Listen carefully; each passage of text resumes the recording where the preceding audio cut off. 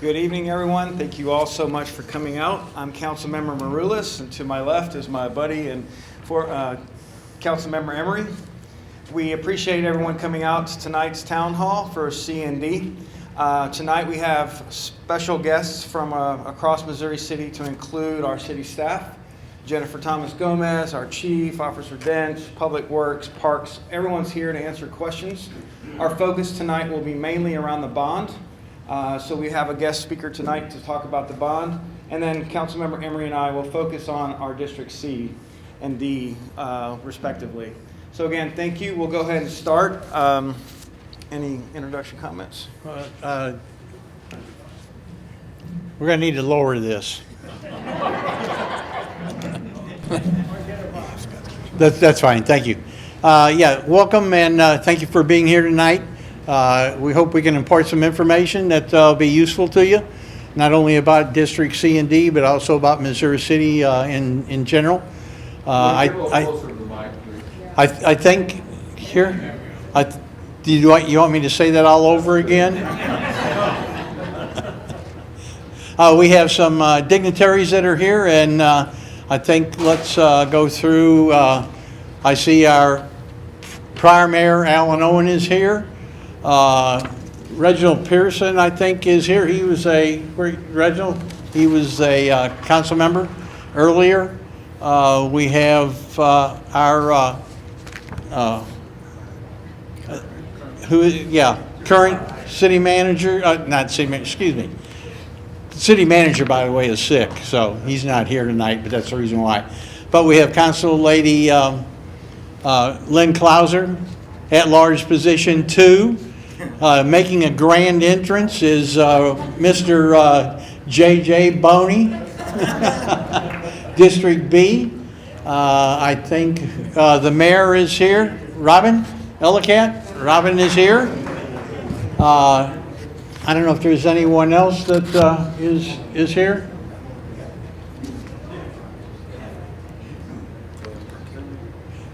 Yeah, well, we've got Glenn Martell, our assistant city manager. We have he'll be working on the presentation with us.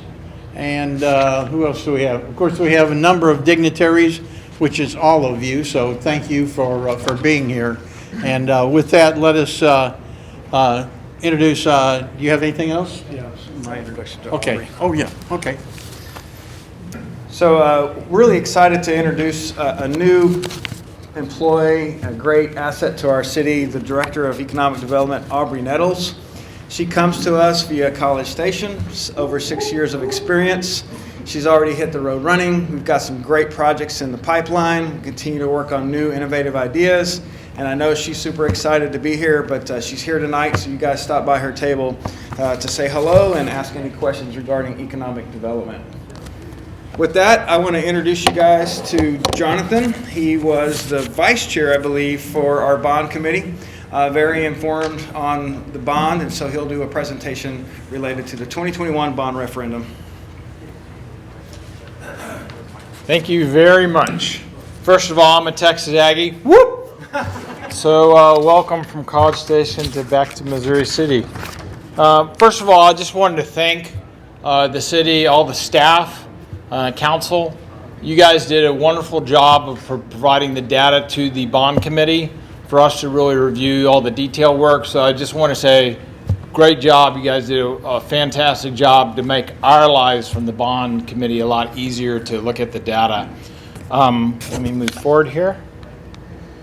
This is the staff. I am the actual vice chairman, and we had many people across the district. Just because District D has a lot of people doesn't mean that they were all from District D. We had council members appoint also people that were in District D to be on the committee just because of experience. We had a quite range of experience of people that were from urban development to people on HOAs to people owning companies. It was fantastic. The group was a fantastic group to deal with, lots of experience. We had a lot of good questions. And again, like I said, the staff in Missouri City put the data to us in a very good way for us to actually ask very good questions and get the information that we needed to do. Oh, sorry. Maybe can you hear me now? Sorry about that. So we had lots of people across the board. It was a fantastic group to deal with, and we're still working together to promote this. If we go to the budget, the focus was really around three basic areas: streets, facilities, and parks and rec. And if you can look, if the streets, through the course of the analysis, that was probably the biggest chunk of dollars that we had to look at. Our streets within the city, a lot of them are over 30 years old. I learned a lot about concrete that I thought I would never want to know, about the stage and the aspect of how long concrete lasts. You'll see back when you go back there, all the streets that are being proposed. I'll also show it here. We're proposing about $50 million for the streets. When we get to the facilities, we'll talk about life safety issues. We'll talk about department requests, also golf maintenance. There's some sheds that you'll see some pictures of that I was actually quite shocked that people were even working in those sheds, that we basically said we need to get taken care of. The others is parks and recreation. Just as much as you guys are involved in COVID, everybody decided to really go to parks, spend their time out. People are working from home and enjoying the outside. So the parks are very important for the city as well, to make sure that they're up to speed. They have, things are up to 2021, things look good, and entice people to go out to the parks. So you'll see a list of parks. One of them is actually Freedom Tree Park, which is actually in Lake Olympia, which I'm the HOA president. So I know we're really focused on wanting to get that. But as you can see in the budget, $50 million for the streets, we had $11 million for the facilities, and we have about $3 million for the parks and actually $22 for the parks and recs. You also see some contingency funds. Some of the things that we did, which was a little bit different maybe from some other bond committees, is we looked at how much we really wanted to spend. But the other thing that concerned me in budgets, and I've done some very large budgets for billion-dollar companies, is you need to have contingency, because you always usually spend more than what you anticipate. So we basically took about funds, we added $6.8 million for the streets, 1.5 for the facilities, and 3.1 for the parks, and basically said, we looked at the total amount and we did a proration, and we actually applied some contingency funds. Whether or not those are used for the parks or not, there's additional funds for them to actually add into the parks to manage. So we proposed an $85.8 million budget for the bonds. If you look at the dollars, when we originally went into this, it was we were looking at 15, 17, and I think 19 cents was the high. We were looking at 19 cents, but it's great that we are down to about 17.5 is what we're proposing. So if you look in Fort Bend, it's an average increase for a year of $78 on your taxes. If you're in Harris County, it's $51, okay? And I'll tell you right now, one of the biggest things that I also want to do as vice chairman and also is really publicize this and want you guys to understand that this is important. I usually, myself as a voter, if I don't know what it is, I vote no, right? And that's mostly people because you don't like increased taxes. This is a nominal amount, and I will tell you, it will bring the committee or bring the city back up to really at a speed of where it needs to be, especially our streets. And these projects are across all districts. It's just not District C and D. When we went into this as a bond committee, we looked in it as we are one team. We're not district, even though I'm in District D. I looked at District A, I looked at District B, looked at District C. We had to look at what was best for the city, not just a specific area. So all of what we've proposed is for the greater good of the city, not for a specific district alone.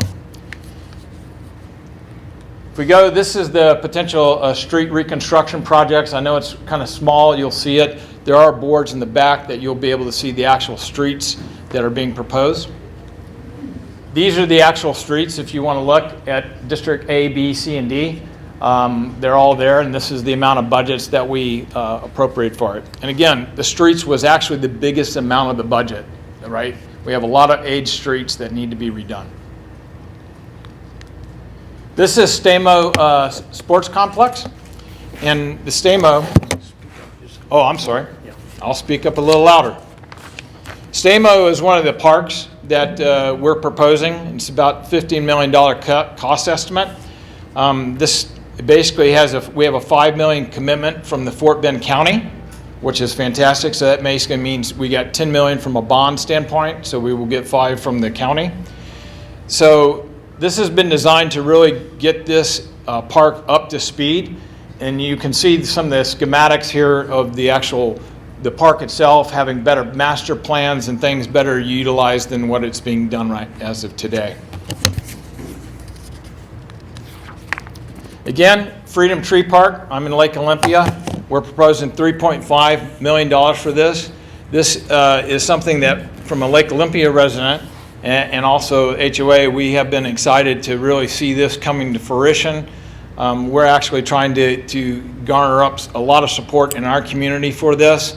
It has big significance for the city of Missouri City. So we're proposing $3.5 million for that. We go to Ridgeview Park improvements. We've got playground, sunshades, restroom replacements. Some of these things are things that have gotten old, and we need to get it up to speed. So we're proposing $800,000 for the Ridgeview Park.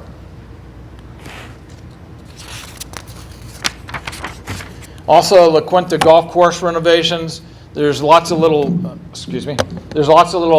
pavements and things that we're going to have to redo. So there's renovations that we're going to have to do there.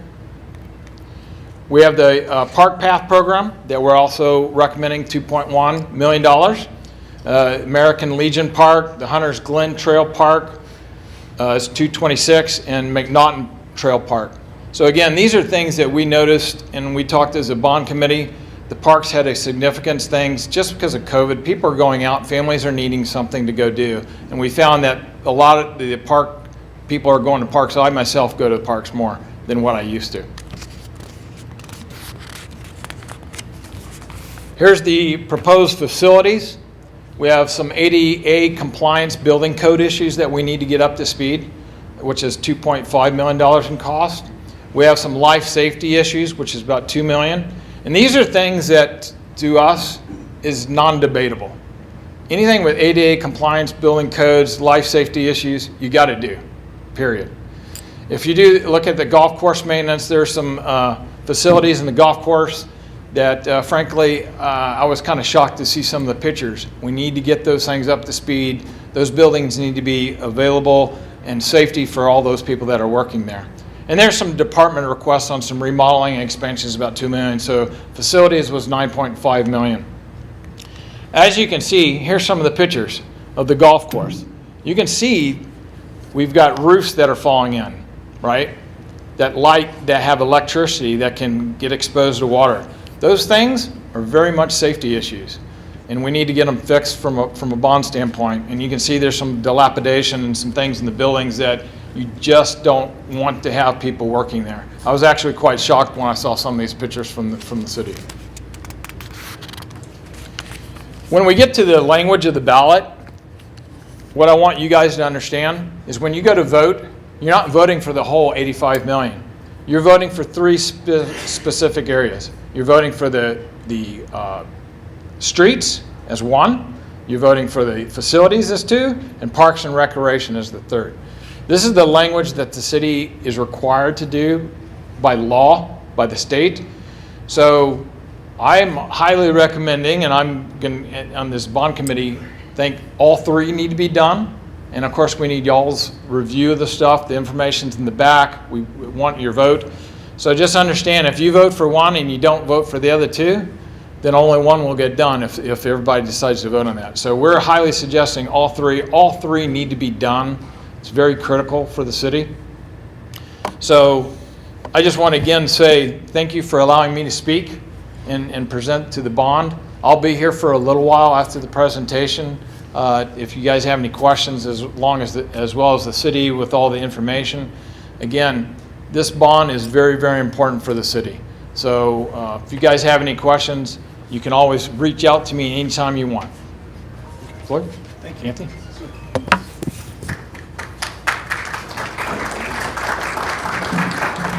And thank you all on the bond committee. Thank you all so much for putting the time and effort into it and thinking through it. I know you guys analyze a lot of data, put a lot of time, and we appreciate y'all's time in that. Next up to speak, we have Elena Portis. She's our CFO. She's going to discuss some budget and tax rates. Thank you and good evening. So I do have the opportunity tonight to speak to you about, I'm going to take this off to make sure you can hear me, property taxes, the tax rate, and our budget. Before I talk about the proposed maximum tax rate, I want to provide a little bit of education on the process for calculating the property tax rate. So there's a process called the Truth in Taxation calculation, where we are responsible for calculating two different rates, one being the no new revenue rate and the other being the voter approval rate. Now, the no new revenue rate is the rate that does not provide additional revenue, and this excludes new values, while the voter approval rate provides enough funding to be able to pay for all of our debt service, just like we talked about the debt service rate for the new bonds, to pay for our debt service, and we are able to increase the operations and maintenance by 3.5%. So those calculations were run, and the City Council approved a maximum proposed tax rate that is lower than the no new revenue rate. The proposed tax rate is 0.578035 per $100 of assessed valuation, and this is 2 cents less than the current tax rate.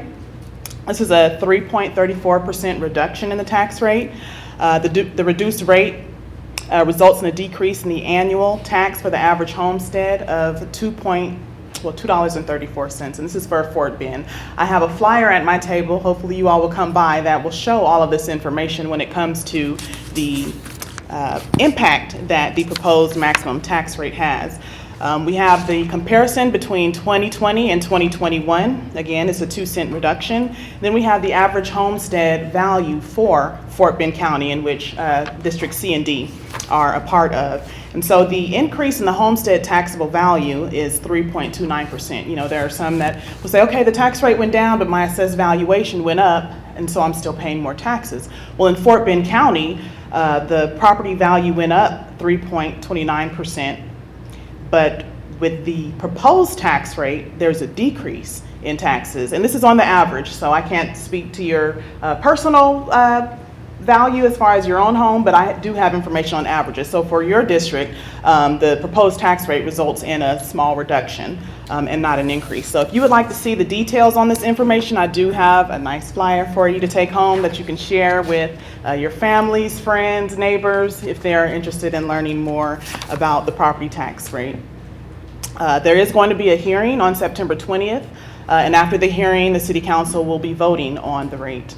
Again, that rate is 0.578035. So if you were ever wondering how to calculate your property taxes for the City of Missouri City, you take the rate, you take your assessed valuation from from the appraisal district, you divide that by 100, multiply it by the 0.578035, and you'll know how much you'll be paying for the city. That's if you like doing math. Of course, it'll come to you on your property tax bill too if you'd like to wait for that. Of course, there are other taxing jurisdictions, but I'm only speaking to the city. Okay, so just a little more about the property tax rate. The property tax has two different components. We have the maintenance and operations component, and then we have the debt service rate. The maintenance and operations component funds the day-to-day operations of the city, and so it funds our general fund. The INS portion, which is also known as the debt service rate, funds all of our principal and interest that is due for the upcoming fiscal year. And so when we talk about the bond election, and if that passes, we believe that there could be an increase of approximately 2 cents to the property tax rate for the bond election. But of course, there's, like I said, the truth in taxation calculation. If there's increases in assessed valuation, if there's new value that comes online, the property tax rate could be less. But the maximum that we believe the INS, which is a debt service rate portion, will be is 17.57 cents. So if you want to hear more about that, please come see me at my booth over here, and I'll explain a little more if you're interested. Also on September 20th, we have a public hearing, and the City Council will be voting on our annual budget. Our fiscal year is October 1st to September 30th. So we're going to council on September 20th so that we can have it in place on October 1st. The total proposed budget is a total of $157 million. Over that, but I don't want to give you all the digits. I have that information also. Our budget consists of different funds. I'm not sure if you all are familiar with governmental accounting or fund accounting, but we have our general fund, which is funded by our maintenance and operations tax rate that I mentioned a moment ago. We also have our utility funds, which are funded by our user fees. We also have impact fees, and that pays for our utilities. We have our capital project funds, which include some of our debt. If we have already issued debt, we have bond proceeds to pay for some of the projects that are already out there to be completed. We also have restricted funds that we call special revenue funds, where if we receive money from a specific source and they say it can only be used for this purpose, we have to maintain those funds separately also. And so that total budget with all of those funds is approximately $157 million. Now the general fund, which is the general operating budget, is approximately $68 million. And this includes some one-time improvements also. So our largest cost within our general fund is personnel. 59% of our general fund budget is personnel, and the city has 398 full-time employees, of which 58% is for public safety, police and fire. So if you're interested in learning more about the budget, I do have a flyer that has the information for our financial transparency website. Has anyone in the audience ever visited our financial transparency website? It's part of the city's website, but it's through finance. I suggest you all go and peruse and look at the numbers. We are an open book, I like to say. We have our budgets on our website. You can see the proposed budget. You can see the budget for the last, I believe, 10 to 15 years. We have our annual audits on our website, so you can see that for about the last 15 years. We do post other reports throughout the year, including our quarterly investment reports. We also have our budget to actual reports. We have a host of information that's out there. We also have a system that's called Citizen Transparency, where you're able to download information from our financial system if you want to run some analytics on how the money is being spent or what we're receiving. And last, we have our check registers. So if you ever wonder what is going out, you'll be able to see all of our check registers for every check run that we do on a weekly basis. So if you're interested in seeing all of that and you want to know how to navigate through our website to get that information, I do have a flyer. And if you would like to have more information about property taxes or have any questions, feel free to come by my booth. Thank you.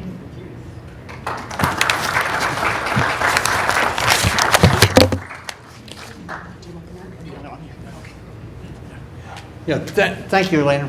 As you may have picked up, one of the things that we wanted to do tonight was, rather than take questions from the floor, which would slow down the process because it tends to expand the amount of time. So what we've done is we've set up tables in the back. So if you have a question about a specific item, whether it's finance, the golf course, drainage, public works, police and fire, and the parks, please visit that table after we're completed with this presentation.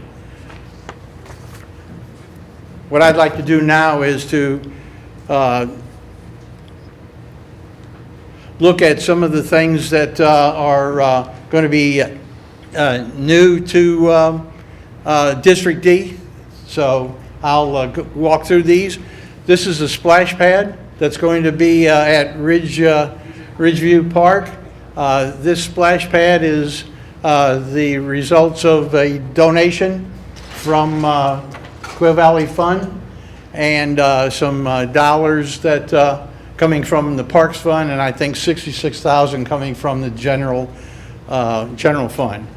This is a public park that's open to everyone, and this will be completed irrespective of whether or not the bond that has the Ridgeview Park improvements, this will be done because we have the donation and the funding, so it has no relationship with the bond. So need to make, I know there's some confusion because both of them were $800,000, so there was some confusion with those two amounts.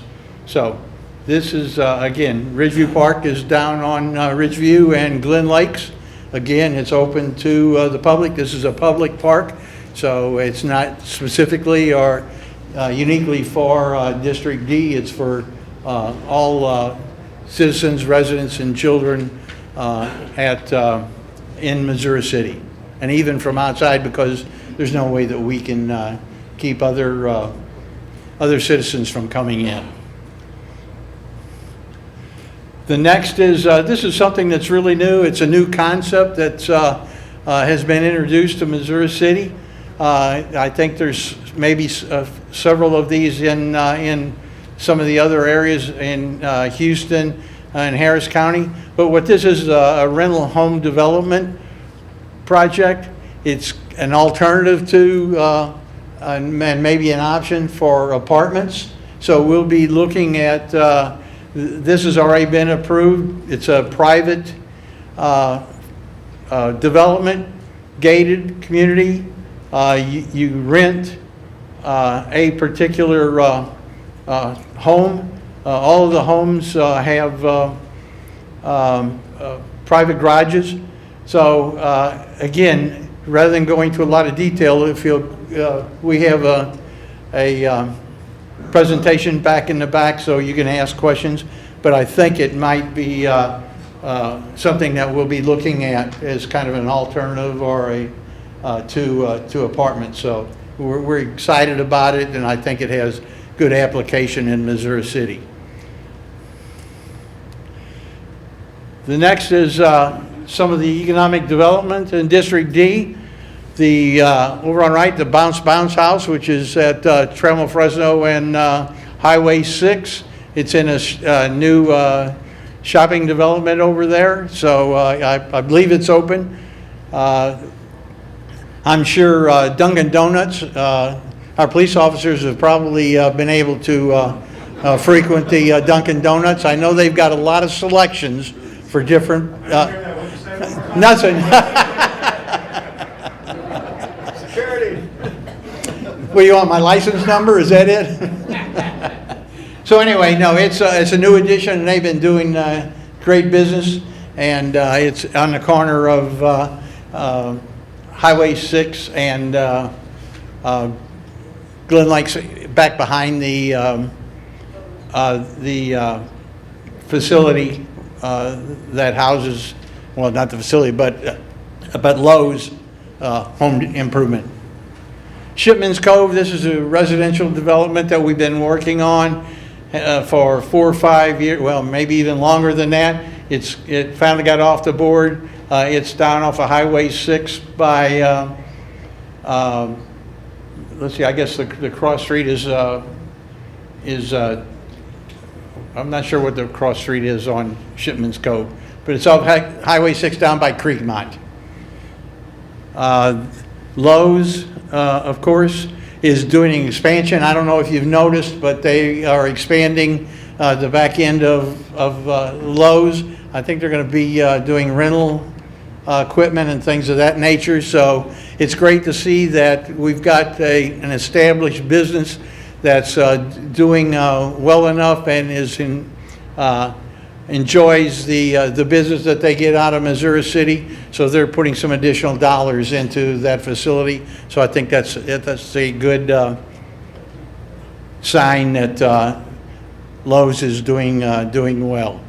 Swamp Chicken, I'm not sure exactly where is Swamp Chicken. Is that's in District C, isn't it? No, it's on your side, but it's in front of Lake Olympia, where that wellness center is. So you have the fitness center and then this. Okay. It's on Highway 6. Highway 6? Yep. What's cross street? Glen Lakes? A little further down. It's Okay. Lake Olympia. Anyway, look for the sign. It's, Swamp Chicken, it's unique. I'm not sure what the, Stuffed wings. the what? Stuffed wings. Oh, wings, okay. And so those are some of the new economic development activities that we have going on in District D. this is something that I'm really excited about, and we've worked very hard. I saw Joe Esch was here when he was economic development. We worked with finding a new owner. This is the old professional building that was associated with the hospital before it moved out and Lowe's took over that facility. They've come in, they've remodeled it from the bottom of the floor all the way up to the top. They're have some tenants now that they're working with or that are already in the building, and they do like professional building, professional services, and I believe they even do something that where if you have a requirement for maybe 1 or 2 days a week, they have facilities that they've broken out that you can maybe rent those or lease those on those time intervals, so it's not a full monthly commitment. So it's a new concept that I think is working, from what I understand, in parts of Harris County and Houston. So we're proud that we got rid of what was an old eyesore for probably 10 to 15 years. There's been many attempts to try to place some businesses in that facility, and they all fell through, but we have an investor that saw the potential and has come in there and just totally gutted and remodeled the whole building. So we're really excited about that. And that's on Glen Lakes by Highway 6 and Ridgeview. The next one, we've talked about. This isn't in District D, but I'm going to take credit for supporting and servicing part of District D. It's in District B, so I know Mr. Boney back there will tell you that it is in District B. But what it is it's the new facility. It services the back end of some of the homes in Quail Valley and Lake Olympia, so it does affect District D. We noticed over the last, I guess it's 10 years or so, that we had areas that weren't meeting the standards for being available to meet any emergency that might happen in certain areas, and Station 6 fills that gap. Again, this is, as it shows, we get more information from the chief, but it's their fire department, fire and rescue will have their administrative offices. They'll be moving out of the Cartwright Highway 1092 over to the new fire station. It also will have a new engine 36, which I think is somewhere around $1 million or so. So it's something that, and it's in construction now, under construction right now, and I think it's summer of 22, I believe, is when they're looking at breaking. Well, we've already broke ground, but bringing it online. So if you've got more or want more information, Chief Pratita is back in the back, and he will be able to fill you in a little bit more on our new station. Drainage, LongPoint Creek and Newpoint Estates. This is something that we've worked with Fort Bend County, with Grady Prestige and the Fort Bend Drainage District. If you may not be familiar with the area, this is down by Darby Lane and where Newpoint Estates is located, and Creekmont, and LongPoint Creek is on the south side. We've experienced a lot of issues with drainage and retention. So the county has joined with us, or we've joined with the county because they're the ones who are really driving this. So what we're trying to do is to eliminate or reduce, not eliminate, but reduce some of the high water events that is experienced there in Creekmont and in Newpoint Estates. So we're working at this.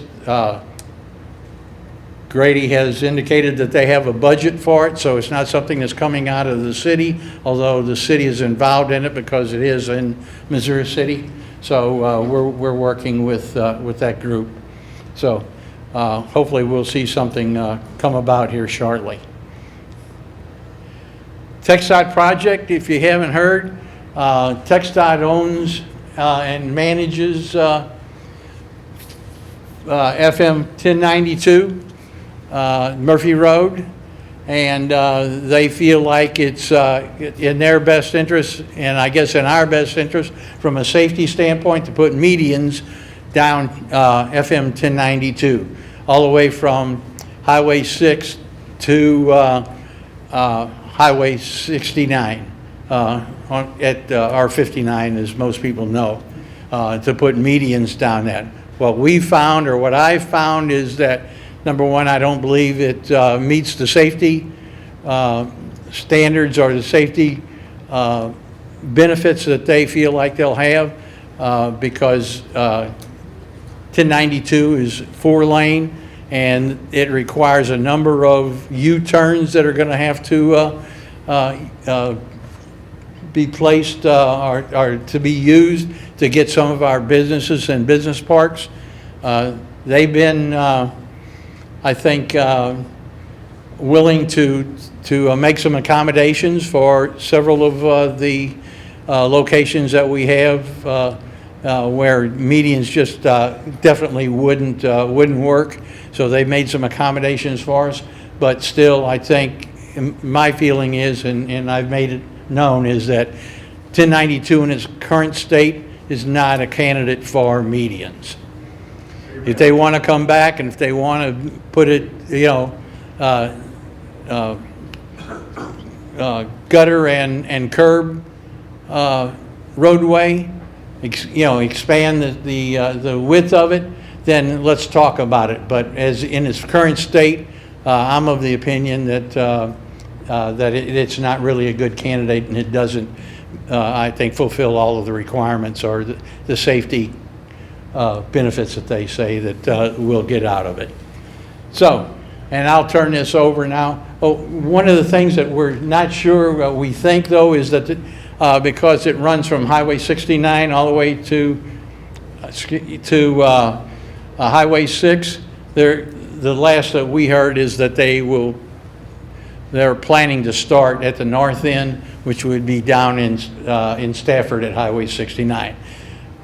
That doesn't put off the project, it just delays the time that when we'd start experiencing all of the construction that'll have to go on if and when they put that in.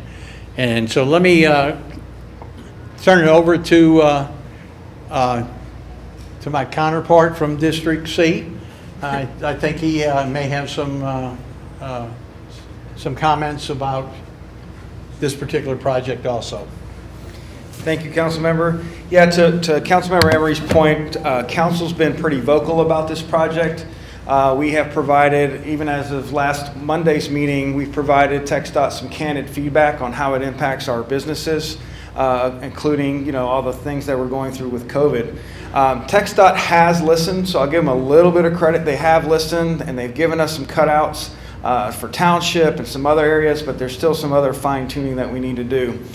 We continue to push back, but to Emery's point, they will be starting on 59 and working their way down 6, and they'll just continue to work with us on improvements throughout the process.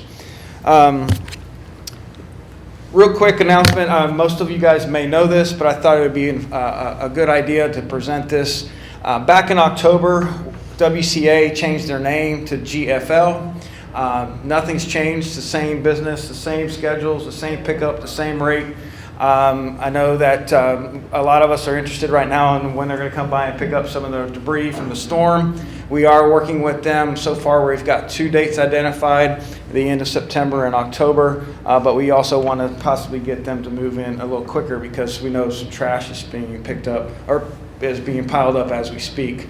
But just for those who did not know, they are now GFL, and they'll be working with Missouri City Green to better partner with us. They'll be trying to do more to be involved in the community because, in my opinion, they kind of disappeared when they lost WCA. So, but we're off to a good start. I met them the other day. There's a lot of great economic development going on in Missouri City, and for those who are on the Facebook page from Missouri City or the mayor's page or some of our pages, we've got a lot of great economic development growth coming. And to the mayor and I and everyone, we say Missouri City's open for business, and hopefully y'all have seen that. This is the Fort Bend Town Center 2 and 3. It's a Newquest project with a lot of great tenants that are coming. Obviously, it'll be anchored by Cinemark. We're going to have some great restaurants like Olive Garden, Chipotle, James Avery's coming, Chicken Salad Chick, Petco's going to move over, Five Below, and they're continuing to work to bring a lot more businesses. We see this as a destination for families where you can go shop and eat and play. We're really excited, and their goal is to open up the cinema by December of next year, so Christmas a year from now. And we have the Amazon, I'm sure most of y'all have seen this as well. It's a monster of a building, 1 million square feet. It's going to employ about 500 people.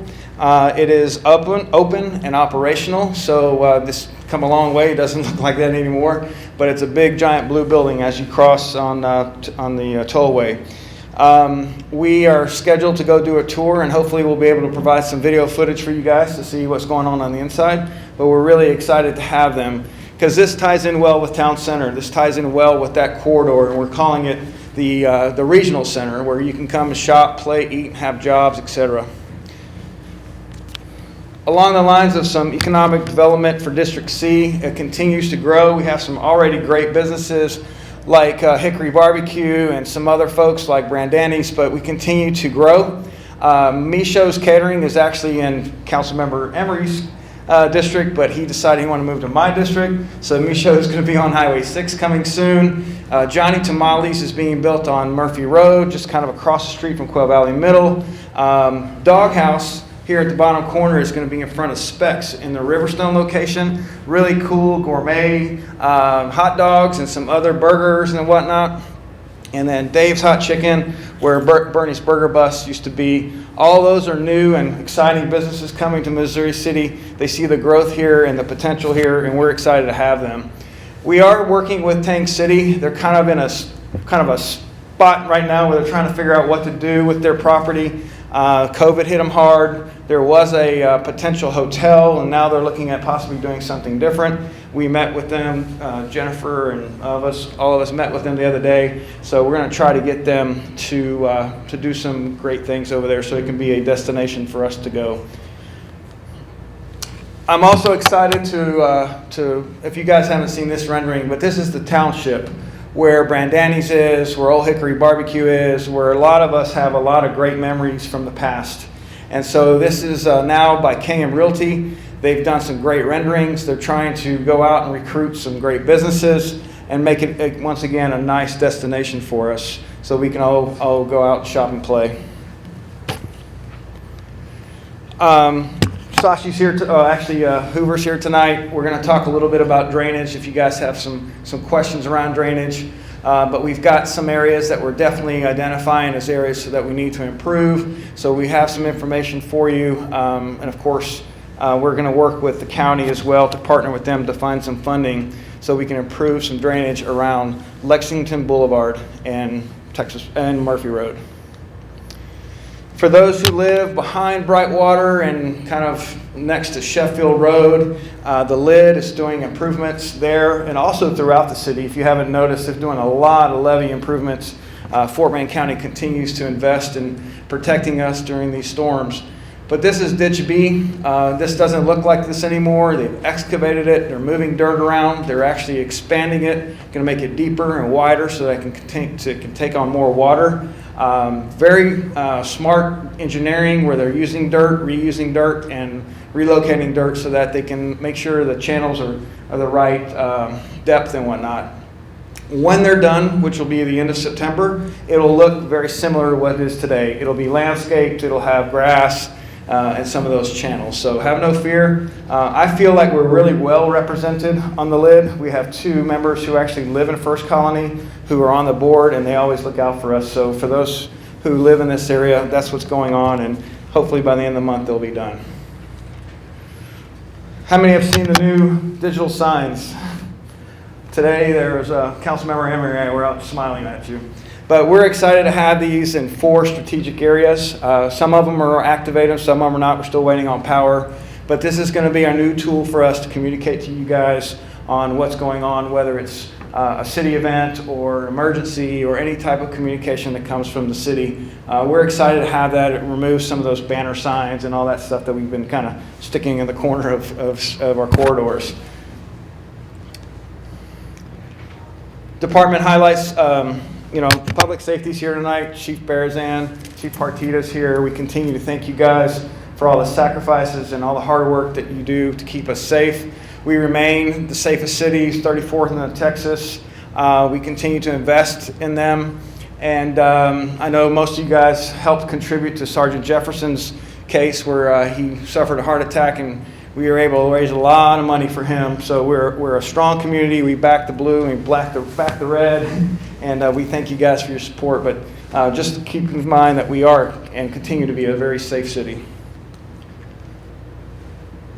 With that, I want to say thank you to Councilmember Emery for letting us host this in District D.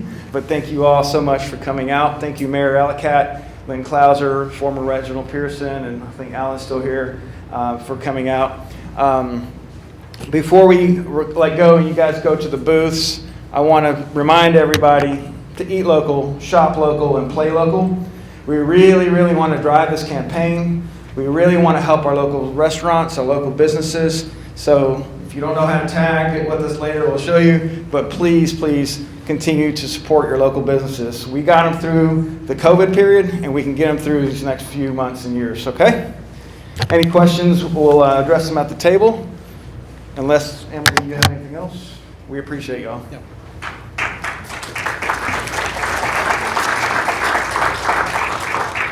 Well, the one thing that I really want to reinforce after tonight's presentation on the bond issue is that how important the bond is to Missouri City.